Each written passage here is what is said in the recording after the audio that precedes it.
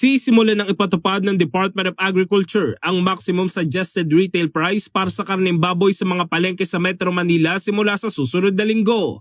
Simula March 10, itatakda ang MSRP sa 380 pesos kada kilo para sa liempo at 350 pesos kada kilo para sa kasim at pigi. Bukod dito, ipatutupad din ang MSRP na 300 pesos kada kilo para sa mga negosyanteng nagbibenta ng baboy sa mga retailer. Gayunpaman, hindi sakop ng MSRP ang baboy na ibinebenta sa mga supermarket at hypermarket dahil sa mas mataas sa gastos sa operasyon ng mga ito. Ayon sa DA, ang pagpapatupad ng MSRP ay tugon sa patuloy na suliraning kinakaharap ng industriya ng baboy, partikular na ang epekto ng African Swine Fever.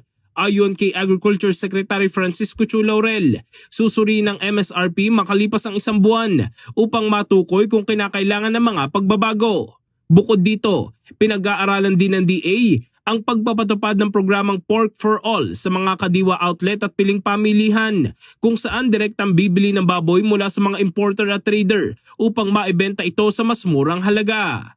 In the heart of changing lives, ito si Brigada Jigo Custodio ng 105.1 Brigada News of Manila, the Music News Authority.